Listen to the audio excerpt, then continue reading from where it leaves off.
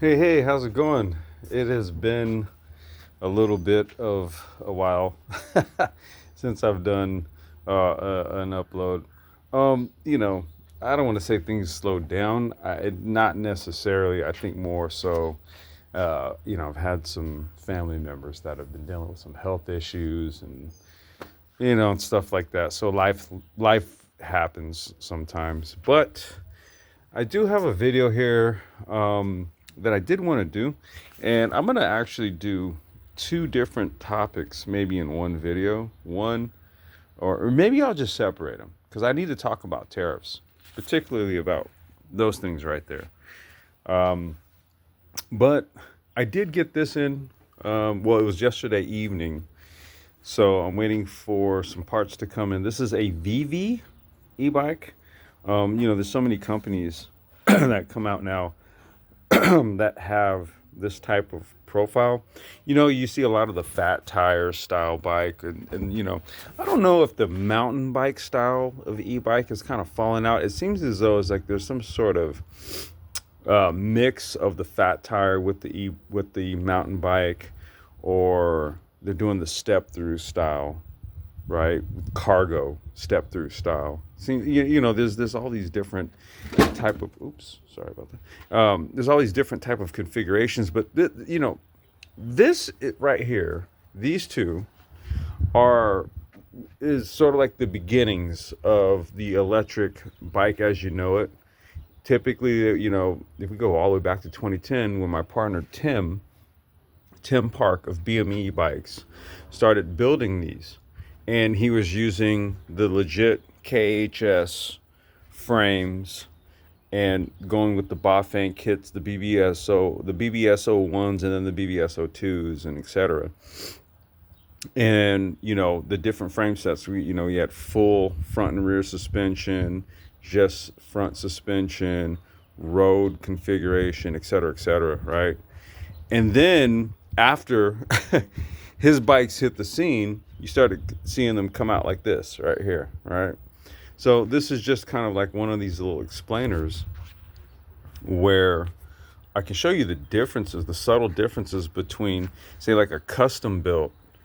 Let's just say, we'll call it a custom built e-bike, and it's a mountain with the mountain bike configuration, mountain bike slash what do they call it?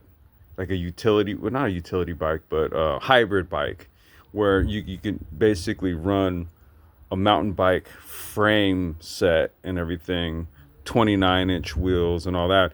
All you got to do is just change a few things, which I did do. So a couple weeks ago, I put a new gear cassette on the rear, more of a closer ratio gear cassette because it's for road use. I'm going to next put some Schwalbe tires, not with knobs, but these will be road. It's a Kevlar lined road tire. And these small little things just lead to a better performance. Just going with the smaller gear set, I picked up like 2 mile an hour, and I haven't even touched the controller in terms of like, resetting like the speed, like changing the parameters, right? Because with the new gear set, doing 25, 27 is actually quite easy now. But I really like where it's at. And, this is one of the key changes that I made right there, is just going with a smaller gear cassette. But as you can see, obviously, and as I've highlighted previously on other videos, this is a mid-drive. It's a BBSO2. It's 48-volt kit. And then you have something that looks very similar, right? Where we got the front shocks, KHS style frame, etc., etc., etc. We have a hub motor, and this is a 36-volt kit. Actually, I'm sorry, it's 48. This is a 48-volt kit. 350-watt motor. I think you can cook it to 500, but it's a hub motor. And what's going on with this bike is essentially the brakes, right? The brakes are not, as you can see, there's plenty of space, as you can see there. So the pads are really worn. There's literally no brake action on the rear. And then on the front, I see they've done a lot of adjustment on it. You can just tell by, the wire. However, you do have brake on the front, if you can see it right there. Maybe I can come around this way. Kind of hard to see on the front brake, but the front brakes have some pad to them. The rears have none. And what I'll do is I will find the link to the replacement pads for these on Amazon. I had the customer order them. They're only like $7. And just so you know, when I do repairs and stuff like that, depending on what it is, if I don't have the part, I'll just like send them an Amazon link so they can get it like on Prime within like a day or something. And they can bring it to me and then I'll just put it on. And the reason why I do that is because, quite honestly, if you get into the mode of having to like stock all the parts and stuff like that, especially if they're local customers and what have you, you have to charge them a whole lot more for the part.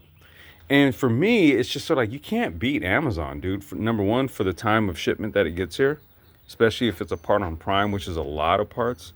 And then two, it's just, you know, it just makes it more streamlined. You know what I'm saying? So the pads, there was a set of 4. So 4 sets of 2 pads for $8. You cannot beat that, right? So I'll provide the link for the Vivi e-bike replacement brake pads. Okay, because that's primarily what I'm going to be doing on this bike. The other thing I'm going to do, I did a test ride on it yesterday while the customer's here. It does not want to jump onto the first cog. You know, there's so basically what's happening, you got, you know, just over time and what have you, you got a little bit of change stretch. You know, there's just some things that kind of throw off the alignment of things over a time of usage.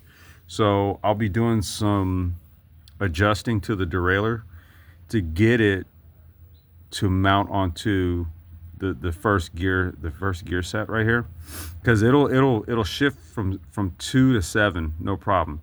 It'll shift down and up, no problem. But when you want to get to gear 1, that's when it becomes a bit of an issue. It becomes a little bit of a problem. Wait, why is it doing that? I'm sorry, I was talking about my phone. But it becomes a little bit of an issue. It doesn't want to jump to gear cog 1. So I'm going to do some adjusting on the rear. The bike just basically needs maintenancing, basically, right? So it needs new brakes, needs derailleur adjusting. There's something else that I saw in here too. I mean, the chain just needs to be lubed and all that stuff, and you know, the front brakes, I'll deal with those also. But you know, this is just another brand that's come through that I've gotten my hands on, so I want to document it. So yeah, once again, this is a Vivi e-bike, KHS style frame, similar to mine over there. Only difference is this is a hub motor setup. It's a whole different configuration. Even the brake configuration, these are K-Speed or something. I'm trying to see what brand of brake this is. Whereas on this one, it's Shimano, right? And they use the hydraulic brake setup. They use mineral oil, as you can see, so the hydraulic fluid. This is mechanical, right here. So not as involved in terms of repair and maintenance and all that as that one is. That's why I'm just showing you kind of like the differences. When you see these types of bikes, you can understand why this bike right here, when we do I think we sell these at about $17.50, right? But again, it's the quality of the components. So everything's Shimano, like everything Shimano, KHS frame, KHS seat, the necks. I mean, everything is all prime kit. And you know, this is just, you know, kind of like typical e-bike stuff that's rolled off the factories in China and what have you. So just showing you the difference and what it is that we'll be doing to this one to get this one all back in perfect running condition. And what we did over here, I finally got the crap done. But there you go right there. And man, only thing I got is good things to say about how this bike rides now. And what I think I'll do is I'm going to make a separate video about the tariff thing. I'm going to talk about that too. I won't do it on this video. I'll do it on another one. So once again, Vivi e-bike brake replacement. I'll put the links for on Amazon for the replacement pads. And then when the pads come in, I'll also make an update video just to kind of show you how, just how to do this stuff. Because I also I'm going to twist these all back up, and I'm going to throw some heat shrink on it to get this cleaned up. I'm going to get it just looking nice and everything. It just needs a little TLC. Okay. That's my first update in a minute. And yeah, I will make another video here because I really want to talk about tariffs, and specifically as it relates to stuff like that and that and that, and just stuff that, you know what I mean? Because it's a bit of a pain in the arse right now. Okay, I will see you guys back for the tariff video. Peace.